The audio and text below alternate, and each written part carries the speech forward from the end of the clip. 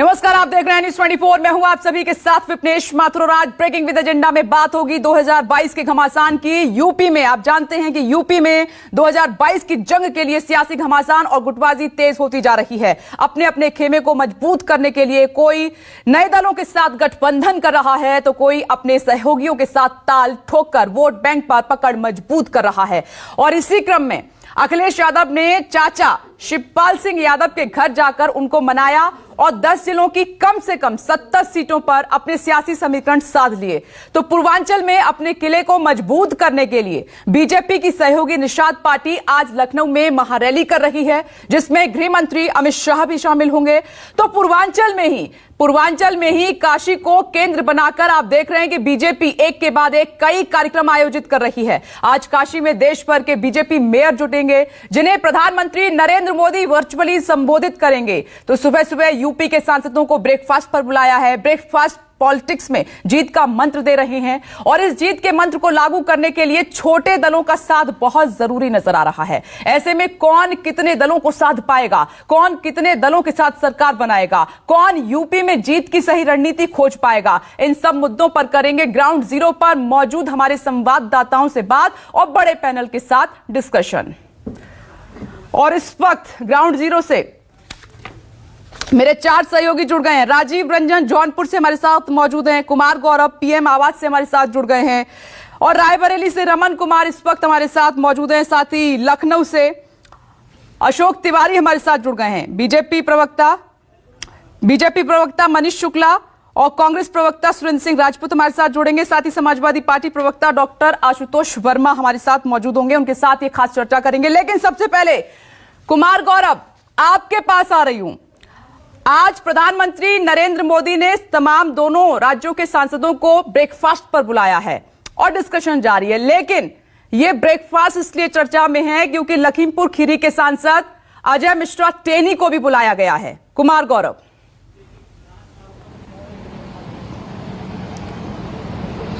देखिए, बिल्कुल विपनेश, ये बैठक ब्रेकफास्ट विथ एमपीज प्रधानमंत्री पिछले कुछ दिनों से कर रहे हैं और मुख्य तौर पे आज उत्तर प्रदेश के 40 सांसदों को बुलाया गया है, जिसमें अजय मिश्रा टेनी जो लखीमपुर फेम फिलहाल कहे जा रहे हैं उनका नाम शामिल है। लेकिन वो आए हैं या नहीं ये इस पे अभी क्लैरिटी नहीं है। जब बैठक खत्म होगा, बाहर निकलेंगे, तभी हमें उनके दर्शन का सौभाग्य प्राप्त होगा, क्योंकि एंट्री गेट कहीं और होती है, वहां मीडिया अलाउ नहीं होता। इसलिए वो आए हैं या नहीं इसकी जानकारी फिलहाल अभी नहीं है। लेकिन हाँ, 40 सांसद उत्तर प्रदेश के हैं, ज्यादा सांसद हैं उत्तर प्रदेश में बीजेपी के, लेकिन आज 40 सांसदों को बुलाया है, कुछ क्षेत्र विशेष के सांसदों को। और नए साल के शुरुआत में उत्तर प्रदेश में चुनाव है और पिछली बार 300 से ज्यादा सीटें बीजेपी को मिली थी, तो प्रधानमंत्री इस वक्त सांसदों को जीत का मंत्र दे रहे हैं। इधर कुछ दिनों से उनकी इससे पहले 2 बैठक और हुई है, नॉर्थ ईस्ट के सांसदों के साथ और साउथ इंडिया के बीजेपी के सांसदों के साथ। मुख्य तौर पर वीआईपी कल्चर से दूर रहने की सलाह वो देते हैं। साथ ही क्षेत्र में क्या चल रहा है, अभी उत्तर प्रदेश में चुनाव है, तो अभी जो सांसदों से बैठक चल रही है, उत्तर प्रदेश में क्या स्थिति है, कैसे पार्टी को जीत के रास्ते पे लेके जा सकते हैं, ये मंत्र प्रधानमंत्री देंगे। प्रधानमंत्री ने इससे पहले भी कहा था सांसदों से कि चुनाव जीतने के लिए वो, यानी कि बीजेपी के सबसे बड़े पोस्टर बॉय हैं प्रधानमंत्री, वो पार्टी और सांसदों के साथ खड़े हैं, विधायकों के साथ खड़े हैं और पूरे चुनाव प्रचार में वो एक्टिव रहेंगे। लेकिन सिर्फ राजनीति के लिए एमपीज को फेमस नहीं होना है, उनको आम लोगों से जुड़ना है ताकि उनके दिल में जगह बना सके। तो कई बार स्थितियां अगर सरकार के पक्ष में न रहे तो आप पर्सनल स्तर पे भी जीत कर आ सकते हैं। तो कुमार गौरव लौटते हैं आपके पास। आपने जानकारी दी है कि अजय मिश्रा टेनी बैठक में शामिल हैं या नहीं है, ये पता नहीं चल पा रहा है। अब नजर बनाए रखिए। अब सीधे लखनऊ आपको लिए चलते हैं। अशोक तिवारी वहां पर मौजूद हैं और अशोक तिवारी, संयुक्त रैली है और संजय निषाद ने कहा है कि रैली नहीं रैला है। तस्वीर कैसी है और आज ये भी जानकारी है कोई बड़ा ऐलान हो सकता है?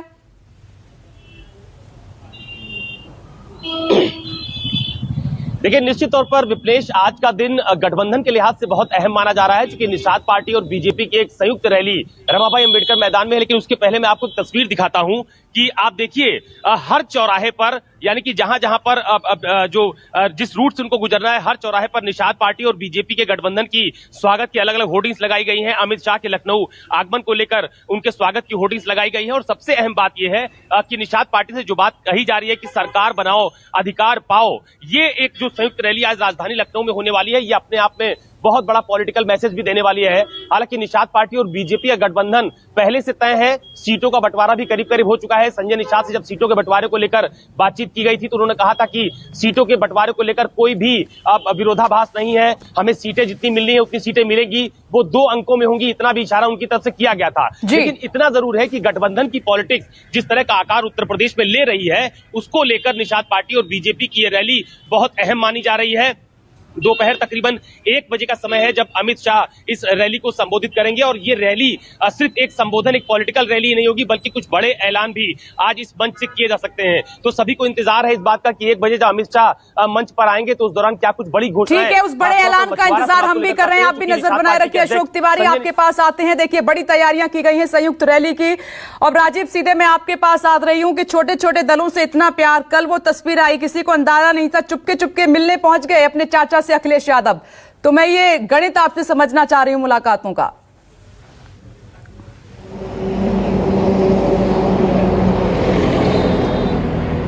देखिए विपनेश, अखिलेश यादव ने न्यूज़ 24 से बातचीत करते हुए ये कहा था कि उनकी शिवपाल यादव से बातचीत हो रही है, फ़ोन पर बातचीत हो रही है। और मुझे जो जानकारी मिली है दोनों में सहमति हो गई है, दोनों गठबंधन के साथ लड़ेंगे। बात यह है कि शिवपाल यादव के साथ कुछ कद्दावर समाजवादी पार्टी के नेता चले गए थे, वो उनका समायोजन चाहते हैं। अखिलेश यादव इस बात पर तैयार है। और एक बात यह है कि अखिलेश यादव ने कहा कि जो जीतने वाले कैंडिडेट्स हैं और जो शिवपाल यादव के करीबी कद्दावर नेता है उनको टिकट दिया जाएगा।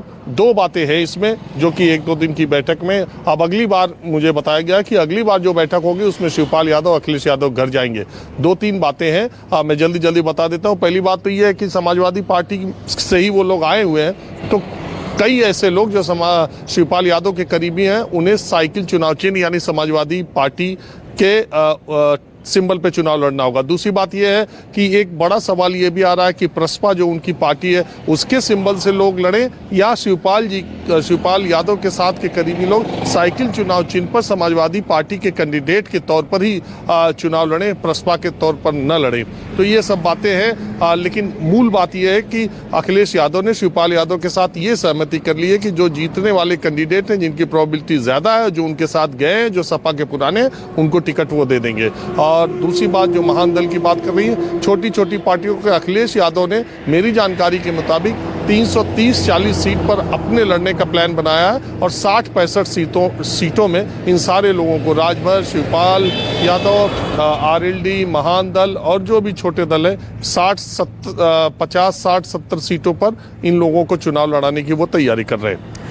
ठीक है राजीव, आपके पास आते हैं। अब सीधे पॉलिटिकल एडिटर रमन कुमार का रुख कर लेते हैं। और रमन कुमार, रायबरेली में अखिलेश यादव नजर आएंगे। चाचा से मुलाकात के बाद ये पहली उनकी बड़ी रैली होगी, कैसी तस्वीर नजर आ रही है?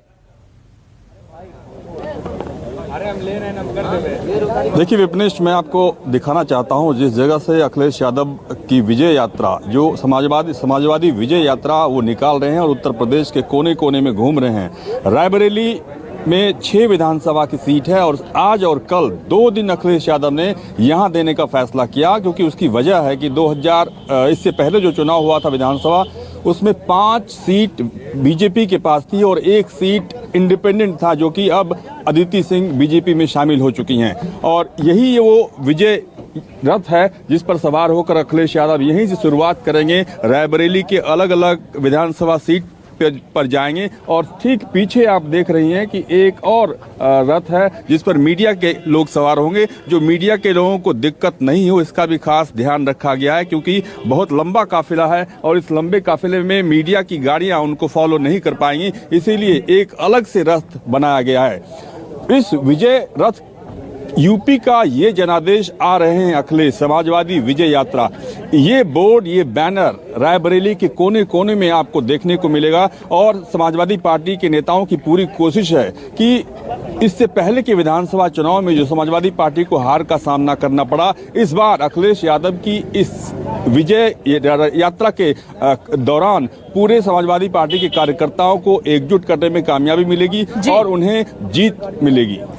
ठीक है रमन, आप हमारे साथ बने रहे। एक बड़ी खबर आ रही है, स्पीच जो प्रधानमंत्री नरेंद्र मोदी के साथ बैठक चल रही थी यूपी सांसदों की, वो बैठक खत्म हो गई है। इस वक्त की बड़ी खबर, और कुमार गौरव हमारे साथ मौजूद हैं। कुमार गौरव, क्या निकल कर आया बैठक से, कोई इनपुट?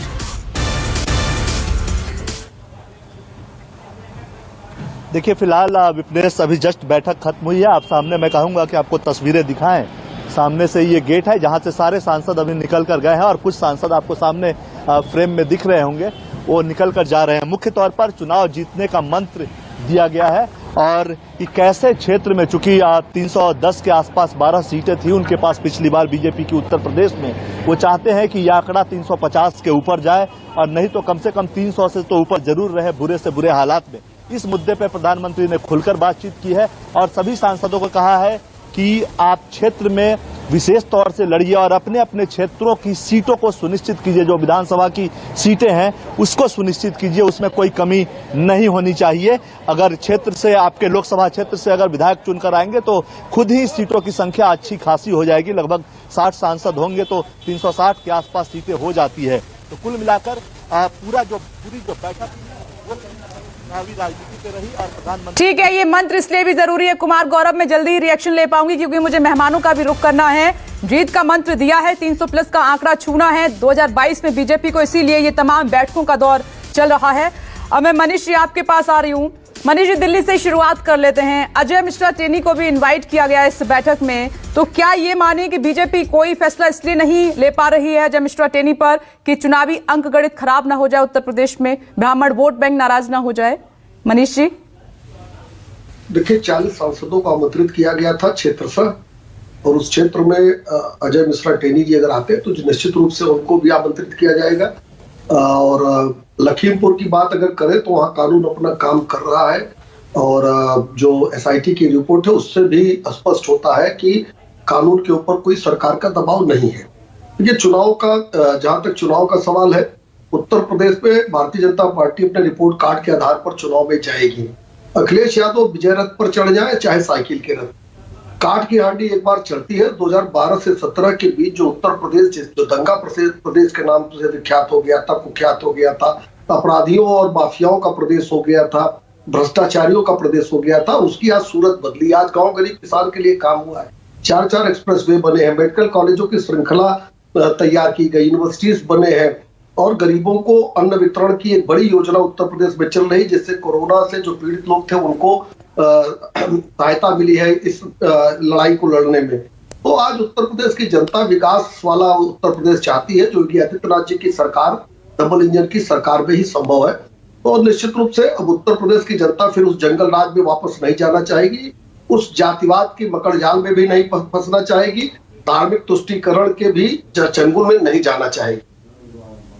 ठीक है, मनीष जी मैं आती हूँ। सुरेंद्र जी, ये बीजेपी कहती रही कि राहुल गांधी, प्रियंका गांधी पॉलिटिकल टूरिज्म करते हैं और ये इसीलिए कहा जाता है कि जब से अमेठी वो हारे हैं तब से कितनी बार गए, अब चुनाव नजदीक है तो रायबरेली भी जाएंगे, वो अमेठी भी जाएंगे।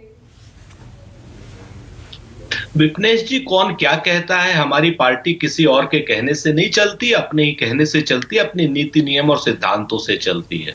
लगातार अगर पिछले 3.5 साल में आप देखेंगे तो अगर कोई पार्टी सत्ता के मुखालिफ लड़ रही है, जनता के मुद्दों के लिए लड़ रही है, तो आपको नजर आएगा पिछले 3.5-4 साल में कांग्रेस पार्टी लड़ रही है, श्रीमती प्रियंका गांधी जी के नेतृत्व में लड़ रही है। अगर आपको ध्यान हो, उम्भा में जब दलितों का नरसंहार सरकारी संरक्षण में हुआ था तो श्रीमती प्रियंका गांधी जी को ही चुनार के किले में बंद किया गया था, प्रियंका गांधी जी वहां गई थी। लखीमपुर में जब नरसंहार हुआ तो प्रियंका गांधी जी वहां गई, 3 दिन के लिए उन्हें जेल में बंद किया गया। आप उन्नाव की घटना ले लीजिए, हाथरस की घटना, जब बेटी को डीजल और पेट्रोल डाल करके जला दिया गया जिसके साथ सामूहिक बलात्कार हुआ था, वहां पर भी आपको श्रीमती प्रियंका गांधी जी नजर आ रही थी। किसानों की जब पंचायत हुई, किसान का बच्चा जब मरा मुरादाबाद में, तब भी कांग्रेस पार्टी थी। और कोरोना काल में जब भारतीय जनता पार्टी के लोग घर में बैठ करके ट्वीट खेल रहे थे, उस ड्यूरेशन में कांग्रेस पार्टी सड़क पर थी और सड़कों पर लोगों की मदद कर रही थी। जब भारतीय जनता पार्टी का एक निर्द्वंद नेतृत्व जो है सड़क पर मजदूरों को कुचलने के लिए मजबूर कर रहा था, गाड़ियों को, सारी ट्रेन और रेल इन्होंने बंद कर दी। तो मैं आपको बताऊं कि जनता के बीच में हम हैं, लगातार जा रहे हैं, हमारा पूरा नेतृत्व जा रहा है। अजय कुमार लल्लू जी मेरे ख्याल से बाहर कम और जेल में ज्यादा रहे हैं, ये भी आप लोगों को मालूम है। तो हमें तो जनता का आशीर्वाद नगर नगर प्राप्त हो रहा है, डगर डगर प्राप्त हो रहा है, गांव गांव प्राप्त हो रहा है, पांव पांव प्राप्त हो रहा है। हम अपने एजेंडे के साथ जा रहे हैं, मुद्दे के साथ जा रहे हैं। हम प्रतिज्ञाओं के साथ जा रहे हैं, जिसमें हम 40% टिकट महिलाओं को देने की बात कर रहे हैं, स्कूटी और स्मार्टफोन देने की बात कर रहे हैं। हम साथ में किसानों को उनकी फसल का उचित मूल्य देने की बात कर रहे हैं, गन्ने को 400 रुपए क्विंटल देने की बात कर रहे हैं, और इन सारी बातों पर 20 लाख नौकरियां देने की बात कर रहे हैं। हम ठीक है सुरेंद्र जी, बेरोजगारों की हाँ, ये वादे जो बड़े किए गए हैं प्रियंका गांधी की तरफ से, सभी ने सुने। मैं इस पर मनीष जी से जवाब लूंगी। आती हूँ, डॉक्टर आशुतोष वर्मा भी हमारे साथ मौजूद है, समाजवादी पार्टी स्पोक्स पर्सन। तो डॉक्टर आशुतोष वर्मा, आखिरकार चाचा की जरूरत पड़ ही गई, चाचा के बिना काम चलेगा नहीं। विपनेश जी देखिए, पिछले मुझे लग रहा है कि 4 सालों से ये सवाल सभी मीडिया हाउस के अंदर, सभी जर्नलिस्ट के अंदर और खासकर भारतीय जनता पार्टी के अंदर बड़ा उत्सुकता से रहा कि परिवार में सब ठीक है कि नहीं ठीक है। और विभिन्न मंचों में बार बार माननीय अखिलेश यादव ने कहा कि ऐसी कोई बात नहीं है, क्योंकि माननीय शिवपाल यादव ने अपना एक दल बनाया है, उसकी उनकी कार्यकारिणी है, उनके लोग हैं, तो हमें एक गठबंधन की तरह बात करनी होगी। इस बात ने भी स्थिति क्लियर की कि क्या आप विलय करने जा रहे हैं, क्या करने जा रहे हैं, तो कल उन्होंने वो भी स्पष्ट कर दिया, क्योंकि चुनाव के मुहाने पे हम लोग खड़े हुए हैं, लगातार दौरे लगे हुए हैं, लगातार कार्यक्रम है, तो इस समय विलय की बात नहीं, गठबंधन की तरीके से होगी। देखिए, एक बात को समझिए कि भारतीय जनता पार्टी का जनाधार उत्तर प्रदेश से खिसक चुका है, और इसकी बानगी ये है कि पिछले 1 महीने से यही अहंकार की हंसी है। ये जो पिछले 1 महीने से दिल्ली का पीएमओ जो बनारस और उत्तर प्रदेश में विराजमान है, कि सीएम की अगर पूरे देश की बैठक होती है तो वो भी उत्तर प्रदेश भी होगी, सांसदों की बैठक होगी तो वो भी, वो दिन दूर नहीं है कि जब पीएम के जो है चीफ सेक्रेटरी भी यहाँ अपना ऑफिस बनाएंगे, क्योंकि प्रधानमंत्री की अब ये इतनी हिम्मत नहीं रह गई कि वो दिल्ली में रह के उत्तर प्रदेश का चुनाव लड़ पाए। उन्होंने खुद भी इस बात को माना है कि माननीय मुख्यमंत्री योगी आदित्यनाथ की बस की ये खीर नहीं है कि जो खा पाएंगे, ये अखिलेश यादव और जनता से लड़ाई लड़नी है, इसमें मुझे कूदना पड़ेगा। तो वो हालत ये है कि जिस तरीके से भीड़, जिस तरीके से जन समर्थन माननीय अखिलेश यादव के साथ मिल रहा है, उसकी वजह से बौखलाई हुई पार्टी अब देखिए क्या क्या करती है। अजय मिश्रा टेनी तक को हटा नहीं पा रही है, जिनके बेटे के ऊपर 302, 307 लगा हुआ है। तो ये अपने आप में पार्टी विद डिफरेंस की कहानी दिख रही है कि मोटिव विद डिफरेंस के साथ में वो इस समय उत्तर प्रदेश में मुझे लगता है कि तीसरे नंबर पे रहेंगे, दूसरे की भी स्थिति नहीं। चलिए मैं जवाब ले लेती हूँ, मनीष जी। देखिए, आशुतोष वर्मा जी के बयान से मैं आश्चर्यचकित इसलिए नहीं हूं कि राष्ट्रीय पार्टी का जो स्वरूप होता है उसका आइडिया इनको नहीं होगा। उत्तर प्रदेश की पार्टी है, इसलिए इनको ऐसा लगता है कि पीएमओ, मिनी पीएमओ, जो उनका संसदीय क्षेत्र है वहां मिनी पीएमओ परमानेंट है। आशुतोष जी कंफर्म कर लीजिए, जानकारी ले लीजिए। ऐसे अच्छा नहीं लगता है कि आप प्रवक्ता है, डॉक्टर भी है, इस तरह से नासमझी वाली बात करें। और देखिए, पीएम हमारे सर्वोच्च नेता के साथ साथ पार्टी के कार्यकर्ता को मजबूरी भाव है और भाव है उनका। और हमारे यहाँ राष्ट्रीय अध्यक्ष से लेकर बूथ के अध्यक्ष तक चुनाव में पूरी मजबूती से लगता है और 24x7 365 दिन काम करता है। 4 साल तो महलों में आराम किया अखिलेश यादव ने। कोरोना के समय में कहा कि वैक्सीन मत लगवाइए, भाजपा की वैक्सीन है। तो तमाम वो बातें हैं, जनता को याद है। 2012 से 17 का कार्यकाल भी याद है कि किस तरीके से दुर्गा पंडालों को आप लोग जलवाते थे, कांवड़ियों को पिटवाते थे, पंचकोसी परिक्रमा पर रोक लगवाते थे, पढ़े लिखे प्रवक्ता हो, हिंदू मुस्लिम और एआईएम जैसी बातें क्यों करते हो? ये जो बातें होती थी, ये सबको जनता को याद है किस तरह से एक जाति और 4-5 जिलों की सरकार चला करती थी। इतने ही 10 सेकंड दीजिएगा, बहुत देर में आपने मुझे नंबर दिया। आयोग का नाम क्या हो गया, वहां की विद्यार्थियों ने जो लिख दिया था आशुतोष जी, वो पढ़ लीजिएगा। जनता अब ऐसे लुटेरी सरकार नहीं चाहेगी, नौजवानों की नौकरियों पे डाका डालने वाली सरकार नहीं चाहेगी। एक जात के लोग पीसीएस एसडीएम बनते रहे हो, ये सब सत्य है ना। 5 आयोग के चेयरमैन बर्खास्त किए गए थे और वही माननीय उच्च न्यायालय इलाहाबाद ने बर्खास्त किए थे भ्रष्टाचार के आरोप। जिनको बचाने अखिलेश यादव गए थे सुप्रीम कोर्ट, अनिल यादव का नाम याद है, आशुतोष वर्मा जी, जिनको बर्खास्त किया था माननीय उच्च न्यायालय ने। तो जनता को याद है और जनता ऐसी अब लुटेरी सरकार उत्तर प्रदेश में नहीं लाएगी। उसको विकास पसंद है, गांव गरीब किसान का विकास डबल इंजन की सरकार ने किया है। एक्सप्रेसवे हमने बनाया है, हमने डिग्री कॉलेज और यूनिवर्सिटीज खोले हैं, हमने मेडिकल कॉलेज खोले हैं। आज एमएसएमई के सेक्टर में काम हो रहा है डिफेंस कॉरिडोर के माध्यम से, जिस उत्तर प्रदेश में आपके मनीष जी, आप कह रहे हैं कि डबल इंजन की सरकार को फिर आशीर्वाद देगी उत्तर प्रदेश की जनता। सुरेंद्र सिंह राजपूत जी हंस रहे हैं, कुछ कहना चाह रहे हैं। सुरेंद्र जी, आपका रिएक्शन पहले ले लेती हूँ, फिर मैं डॉक्टर आशुतोष के पास जाती हूँ। मनीष जी छात्र नेता रहे तो भली बातें कहने की इनकी आदत है, कहें अच्छी बात है, लेकिन ये कहते कहते एक सच भी बोल गए, कहा कि लुटेरों की सरकार। सच बात है 2014 से उत्तर प्रदेश और देश में लुटेरों की तो सरकार है। जिस लुटेरों की सरकार ने डीजल और पेट्रोल की एक्साइज 3 रुपए से बढ़ा करके 27 रुपए और 32 रुपए कर दी और 25 लाख करोड़ से ज्यादा रुपए लूट लिए, तो ये लुटेरों की तो सरकार है। जिस सरकार ने 2 करोड़ रोजगार देने का वादा करके 10 करोड़ रोजगार छीन लिए, तो ये लुटेरे ही तो हैं। जिस सरकार ने किसान से कहा था कि उसकी आय दूनी कर देंगे, लेकिन किसान के यूरिया की बोरी में से 5 किलो यूरिया की चोरी कर ली और दाम दुगने कर दिए, तो लुटेरों की तो सरकार है ये। जीएसटी 18% कर दिया किसानों के फार्मिंग इक्विपमेंट पे, जो जीरो रहा करता, तो लुटेरों की तो सरकार है। ये लुटेरों की सरकार है। ये बेरोजगारों को लूटती है, किसानों को लूटती है, नौजवानों को लूटती है, महिलाओं को लूटती है, और इन लुटेरों की सरकार से मुक्ति का समय आ गया है। 22 में ठीक है सुरेंद्र जी, मुझे एक छोटा सा ब्रेक यहाँ पर लेना पड़ रहा है, और ब्रेक के बाद मैं आऊंगी तो डॉक्टर आशुतोष वर्मा आपका रुख करूंगी, और साथ ही सुरेंद्र जी सवाल होगा, क्योंकि कांग्रेस के गढ़ में है आज अखिलेश यादव, उसको कांग्रेस कैसे देख रही है। एक छोटा सा ब्रेक, फौरन लौट रहे हैं। नमस्कार, मैं हूं मानक गुप्ता। अगर आपको हमारा ये वीडियो पसंद आया हो तो इसे लाइक और शेयर जरूर करें, और हां, हमें सब्सक्राइब और फॉलो करना ना भूलें, ताकि आप देश और दुनिया की कोई खबर मिस ना करें। तो जुड़े रहिए हमारे साथ और देखते रहिए न्यूज़ 24।